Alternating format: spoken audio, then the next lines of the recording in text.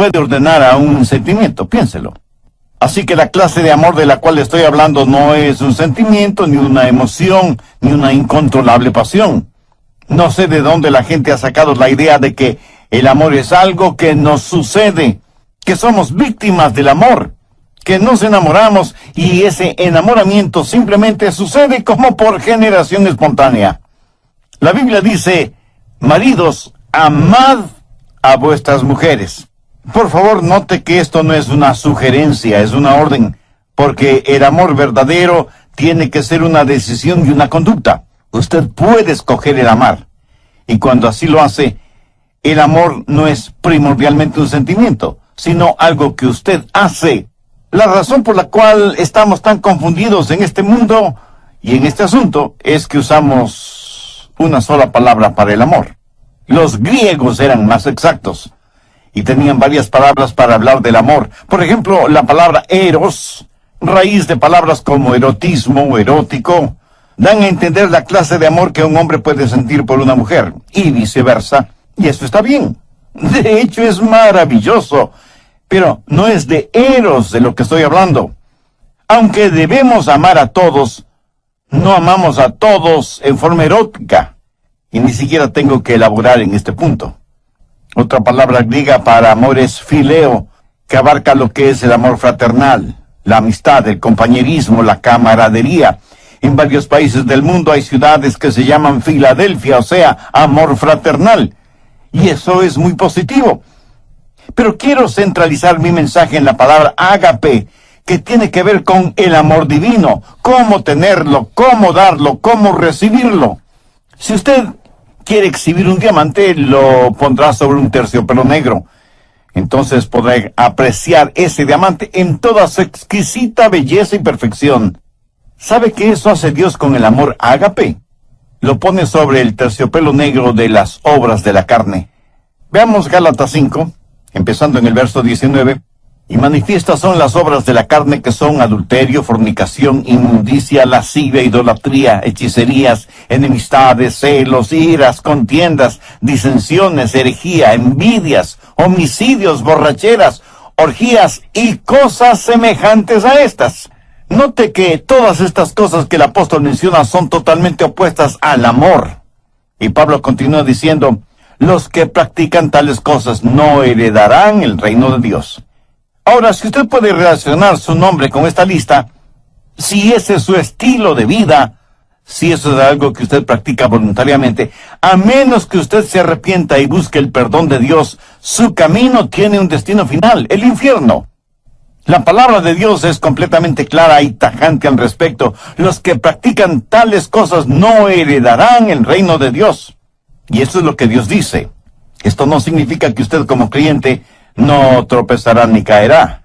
Pero aquí se habla de un estilo de vida, de algo que se hace voluntaria y frecuentemente. Y si usted no practica un estilo de vida cristiano, eso quiere decir que usted no es salvo. Veamos ahora los versos 22 y 23.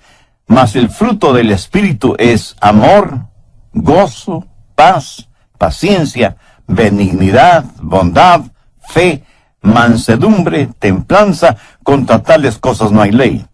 Nunca habrá una ley que diga que no puede amar, que no debe ser bondadoso o que le prohíba ser humilde, ¿verdad? Pero sí hay leyes contra las obras de la carne, pero no hay leyes contra el fruto del Espíritu.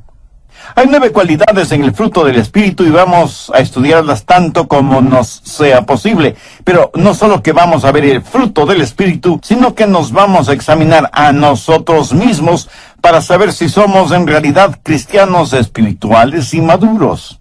Vivimos en una generación que habla mucho acerca de los dones del Espíritu, profecía, hablar en lenguas, sanidades. Parece que cada persona está diciendo, este es mi don espiritual, ¿cuál es el tuyo? Dios nos ha dado a cada uno de nosotros un don espiritual y necesitamos descubrir cuál es ese don y desarrollarlo y ponerlo en práctica. Pero escucha atentamente lo que voy a decir. Ningún don espiritual es señal o marca de madurez espiritual. La iglesia de Corinto fue una iglesia completamente carnal, a pesar de la práctica de dones espirituales.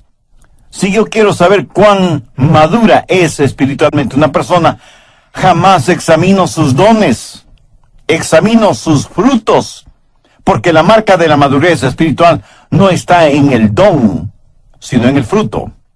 Al describir ágape, el amor divino, debemos notar varias cosas. Primero, el amor tiene que ver con decisión y conducta. Segundo, la descripción de este amor. Tercero, el desarrollo de este amor. Y cuarto, el deseo por este fruto. ¿Qué cualidades tiene el amor ágape? ¿Cómo podemos describirlo? Y como nosotros no podemos describirlo, Dios utilizó al apóstol Pablo para que describa el amor ágape en 1 Corintios 13. El amor ágape tiene 10 cualidades distintivas, de acuerdo a 1 Corintios 13. Si en su corazón y en su vida usted tiene estas 10 cualidades, entonces usted es un cristiano espiritualmente maduro. Primero, el amor ágape es sufrido. 1 Corintios 13:4, el amor es sufrido. El verdadero amor nos capacita para ser pacientes. Si usted es una persona impaciente, si dice, amé a tal persona hasta donde pude, pero ya no merece mi amor, y por eso he renunciado a seguirla amando. Mi amigo, cuando usted deja de amar, ese momento es cuando usted menos se parece a Jesucristo. La Biblia dice que Jesús, habiendo amado a los suyos, los amó hasta el fin. El verdadero amor es sufrido, paciente, perdona 70 veces 7, pero no se contenta con perdonar 490 veces, sino que sigue perdonando y perdonando y perdonando. ¿Por qué? Porque el amor es sufrido. Segundo, el amor ágape es benigno. ¿Y ahora qué es benignidad? Es servirnos los unos a los otros. No es servirnos los unos de los otros. Si nos amáramos, ¿qué haríamos los unos por los otros? Permítame ilustrar esto en primera persona. Si usted me ama, ¿qué es lo que me daría? No me daría lo que yo merezco, sino lo que yo necesito. Veamos Lucas 6, los versos 27 y 28. Pero a vosotros los que oís os digo, amad a vuestros enemigos, haced bien a los que os aborrecen, bendecid a los que os maldicen y orad por los que os calumnian. ¿Qué debemos hacer por nuestros enemigos? Amarles, ayudarles, ser bondadosos con ellos, orar por ellos. Y algunos de ustedes estarán pensando, pastor, yo no puedo hacer eso ni siquiera por mis amigos, menos lo voy a hacer por mis enemigos. Permítame hacer una pregunta. ¿Alguna vez lo ha tratado siquiera? Si alguien le ha hecho daño, ¿ha tratado usted de hacerle un bien? En otras palabras, ¿es usted para esa persona una bendición? Porque eso, mi amigo, es el amor ágape. Tercero, el amor ágape es sincero. El verso 4 dice, el amor no tiene envidia. Si usted es una persona envidiosa, celosa, es porque no ama a la persona que envidia o que cela.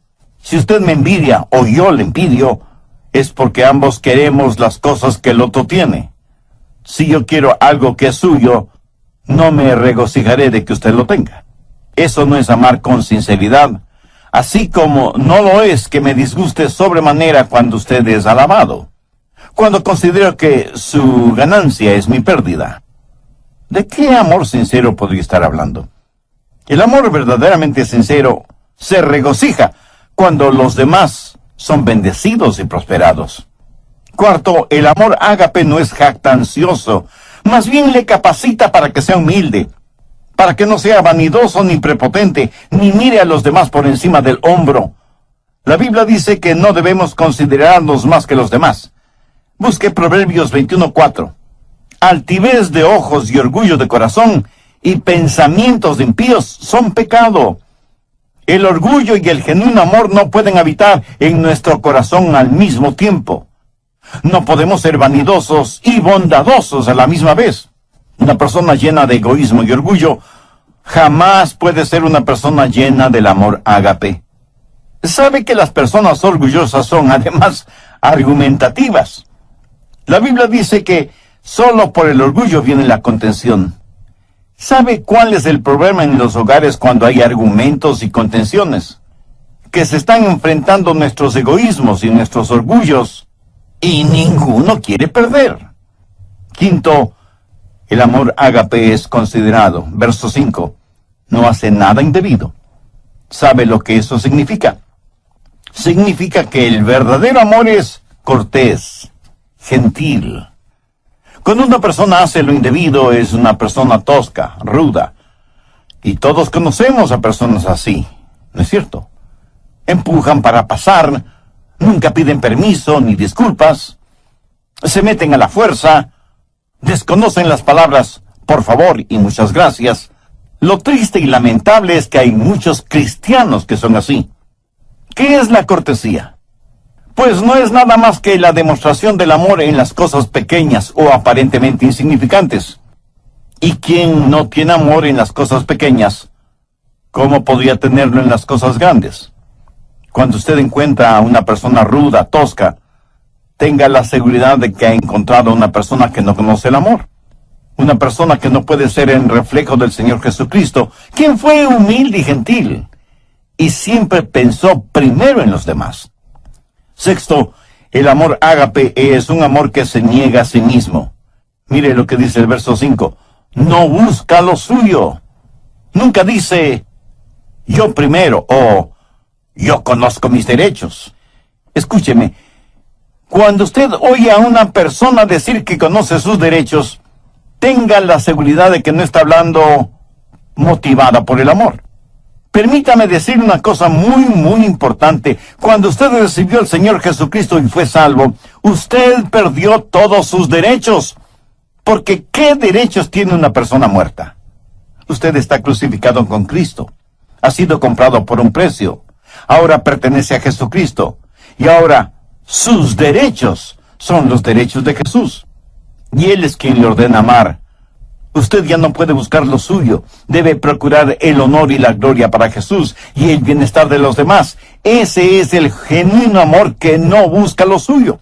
Un muy consagrado siervo de Dios alguna vez dijo, cuando usted enseña a alguien sus derechos, tendrá una revolución. Cuando usted enseña a la gente sus responsabilidades, tendrá un avivamiento. Muy bien dicho, ¿no le parece? Cuando dejemos de pensar en nuestros derechos y comencemos a pensar en nuestras responsabilidades, cuando dejemos de buscar solo lo nuestro y comencemos a hacer de bendición para los otros, le aseguro que las cosas cambiarán en el mundo. Séptimo, el amor ágape es un amor sereno. Dice la Biblia que el amor no se irrita. ¿Conoce usted a personas que son como fósforo y que se encienden con el menor roce? Con la más insignificante provocación explosionan, afectando a todos y a todo a su alrededor. Y luego dicen, no quise hacerlo, lo siento. Lo bueno es que se me pasa pronto. Eso podrá ser cierto, pero hay cadáveres a su alrededor. Un huracán o un terremoto es solo cuestión de segundos, y sin embargo, mire toda la devastación que dejan. Uno no pierde el temperamento así porque sí. Si usted explota de esa manera es porque en su interior, en su corazón, no existe el amor de Dios. Si quiere saber con qué está lleno, vea qué es lo que sale de usted cuando es provocado. Una de las manchas en la vida de muchos cristianos es precisamente un temperamento irascible. El verdadero amor es sereno. No se lo puede provocar con facilidad, y cuando es provocado, sabe responder con mansedumbre y con humildad. Octavo, el amor ágape es un amor sacrificial. ¿Qué quiere decir un amor sacrificial? Note las tres palabras finales del verso 5. No guarda rencor. O sea, no va acumulando las faltas de otros. El amor ágape tiene la capacidad de perdonar y olvidar. Pero eso, mi amigo, eso cuesta. En algún programa anterior dije que no puede haber perdón sin que alguien pague el precio. Por ejemplo, si usted me debe $100 y yo le perdono esa deuda, el perdonarle me costó $100. ¿Lo entiende? Muchos de nosotros somos magníficos amanuenses y mantenemos una detallada lista de lo malo que los otros nos han hecho. Y no solo somos amanuenses, sino también buenos contadores, y en nuestro libro de contabilidad anotamos minuciosamente lo que los otros nos deben. Y no estoy hablando necesariamente de dinero. Tenemos necesidad de aprender a perdonar y olvidar, sabiendo que hay un precio que pagar y un dolor que experimentar. El precio y el dolor lo pagó y lo sintió Cristo en la cruz del Calvario. Es la máxima demostración del amor sacrificial. ¿Ha aceptado usted el amor sacrificial de Cristo? Recuerde que nadie puede dar lo que no tiene. Si usted no tiene amor en su corazón, no podrá dar amor a nadie. Dios le ama y quiere salvarle. Jesús murió en la cruz para pagar la deuda de sus pecados. Desde el programa anterior comenzamos a estudiar lo relacionado con el fruto del Espíritu, teniendo como base bíblica Gálatas 5, versos 22 y 23, y hemos visto 8 de las 10 características de ese fruto. Primero, el amor es sufrido. Segundo, es benigno. Tercero, es sincero. Cuarto, no es jactancioso. Quinto, es considerado. Sexto, se niega a sí mismo. Séptimo, es sereno. Y octavo, es sacrificial. Espero que tenga su Biblia y cuaderno de notas a la mano para sacar el máximo provecho de este estudio bíblico. Bien, prosigamos. Noveno, el amor ágape es un amor justo. Verso 6 dice, no se goza de la injusticia. Eso quiere decir que cuando alguien peca o fracasa o hace algo equivocado, usted no se alegra por eso. Más bien debería llorar y orar por esa persona.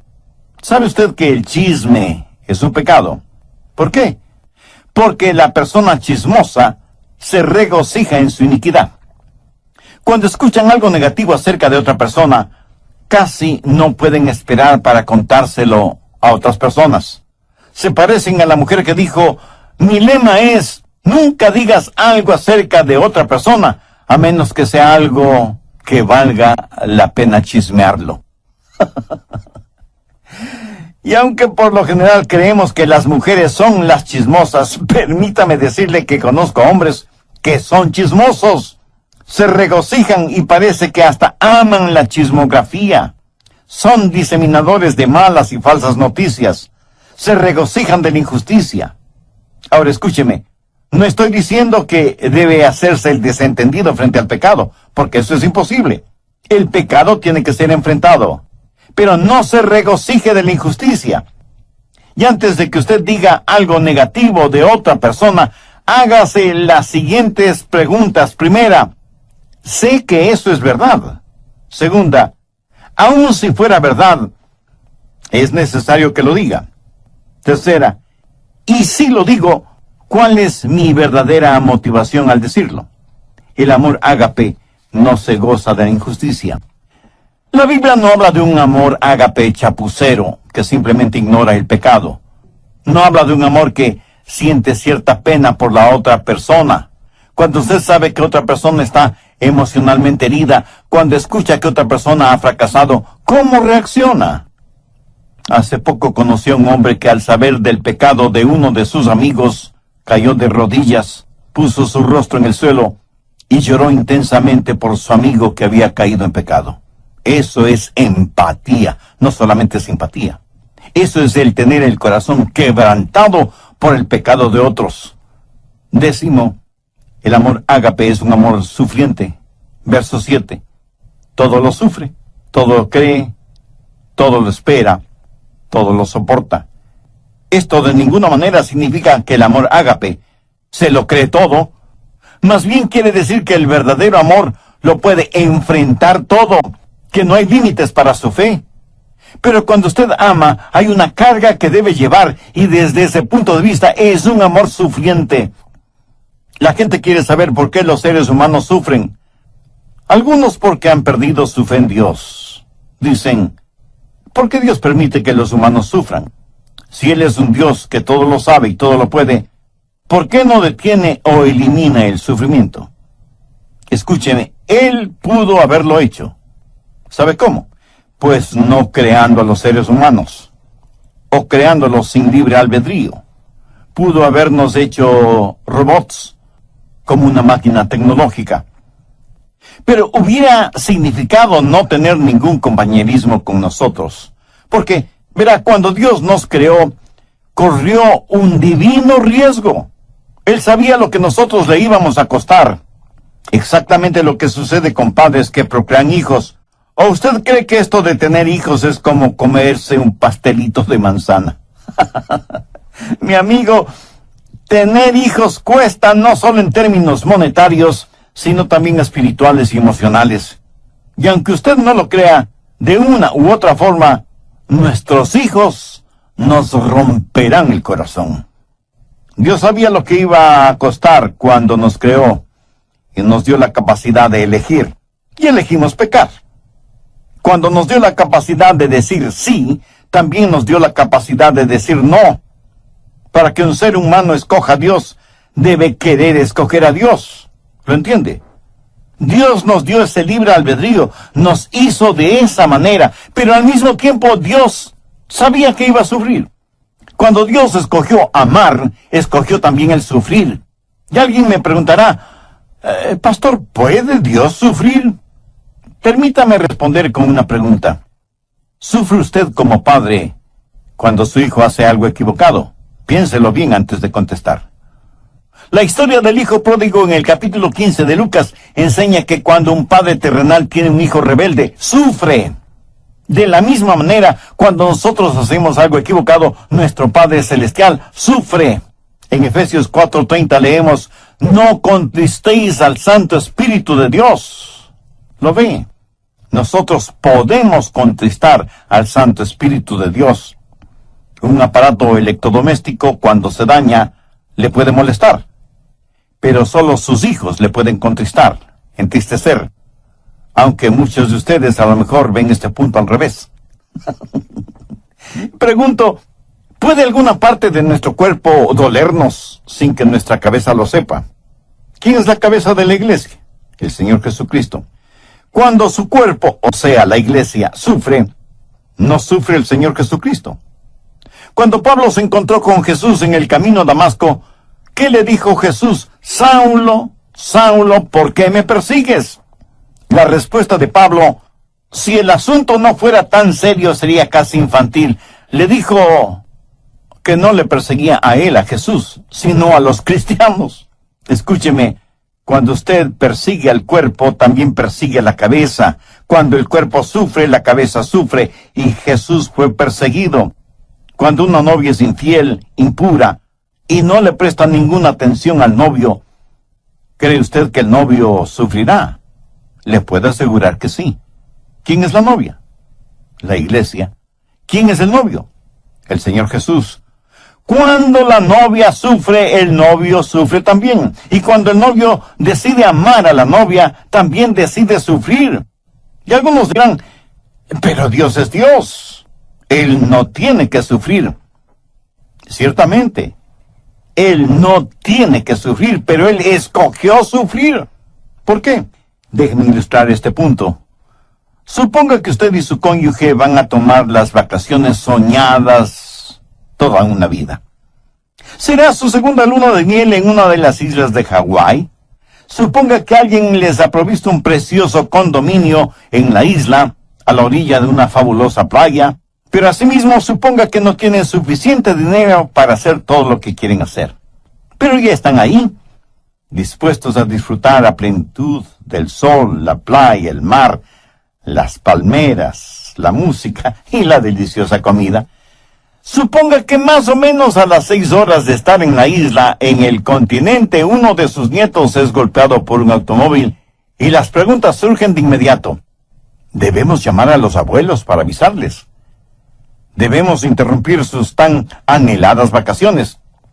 Ahora, ¿cuántos abuelitos y abuelitas que me están escuchando dirían, prefiero no saber nada y que me dejen disfrutar de mis vacaciones? ¿Cuántos tendrían la actitud de, si algo malo sucede, sea lo que sea, no queremos saberlo? No queremos que nada arruine nuestras vacaciones. Lo haremos, y si no, regresaremos en el próximo vuelo. Eso es lo que hace el amor sacrificial. Las necesidades de los otros están, o deben estar, por encima de nuestras satisfacciones personales. Porque cuando usted se preocupa de las necesidades de los demás, sentirá una satisfacción personal indescriptible. Tercero, el desarrollo de este amor. Busque Gálatas 5:19. Habla de las obras de la carne. Las obras de la carne son naturales. Las obras del Espíritu son sobrenaturales. Las obras de la carne es lo que hace el pecado en nosotros. El fruto del Espíritu es lo que Dios hace por medio de nosotros. Esta clase de amor no la podemos producir por nosotros mismos, pero es la clase de amor que debemos llevar. En Juan 15:5 leemos que Jesús dijo: Yo soy la vid, vosotros los pámpanos, separados de mí nada podéis hacer. Note que Jesús no dice que nosotros produciremos esta clase de amor. Romanos 5:5 es un versículo muy interesante, porque el amor de Dios ha sido derramado en nuestros corazones por el Espíritu Santo que nos fue dado. ¿Lo ve? Aquí se está hablando de un amor sobrenatural, el amor que proviene de la vid.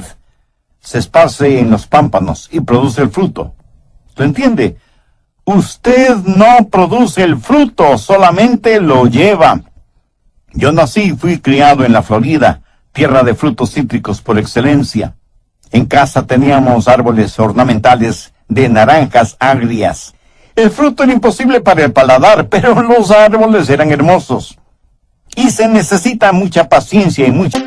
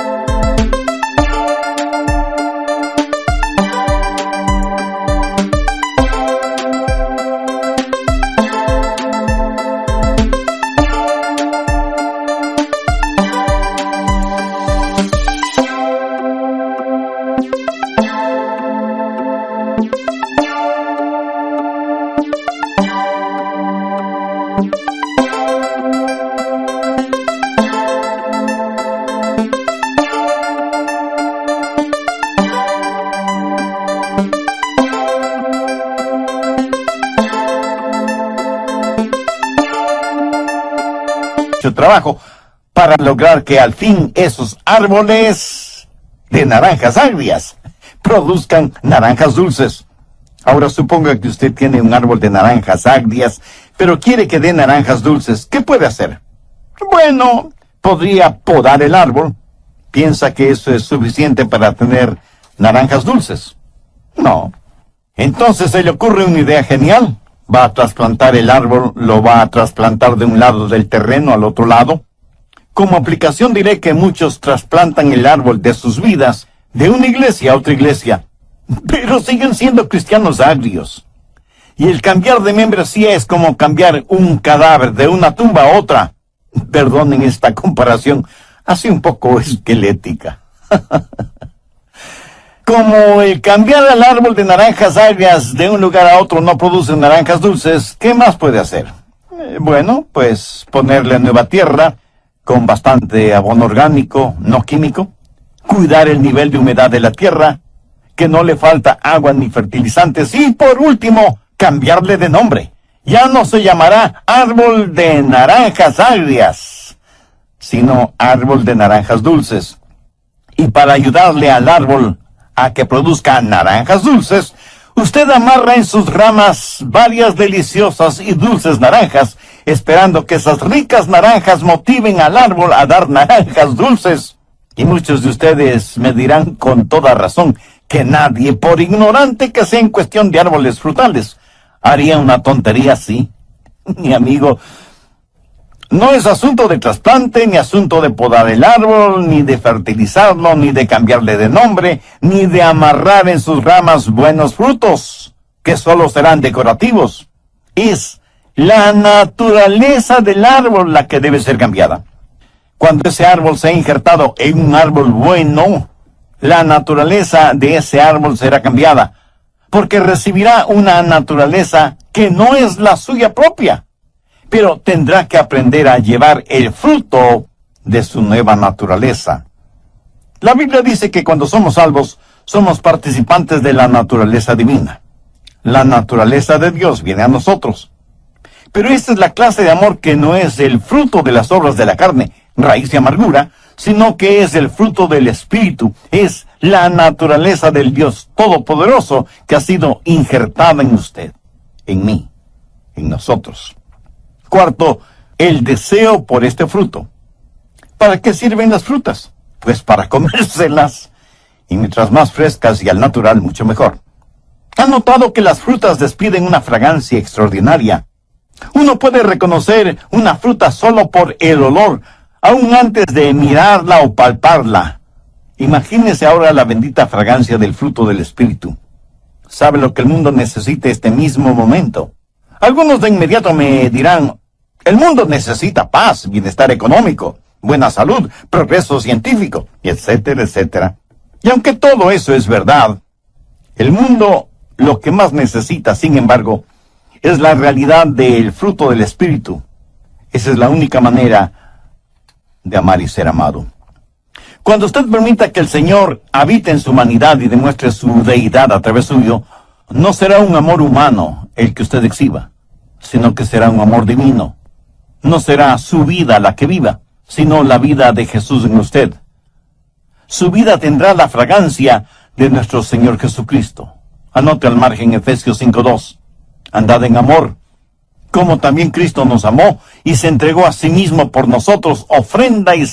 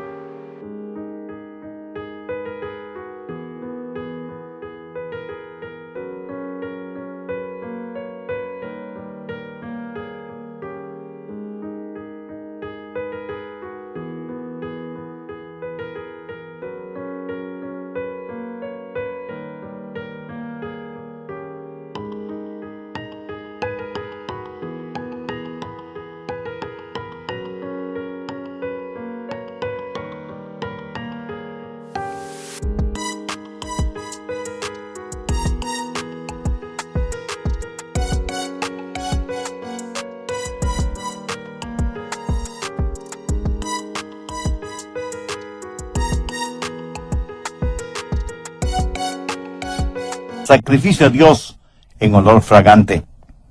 ¿De dónde sale todo ese fruto? De una semilla muy pequeña. ¿Cómo es que se esparce el cristianismo?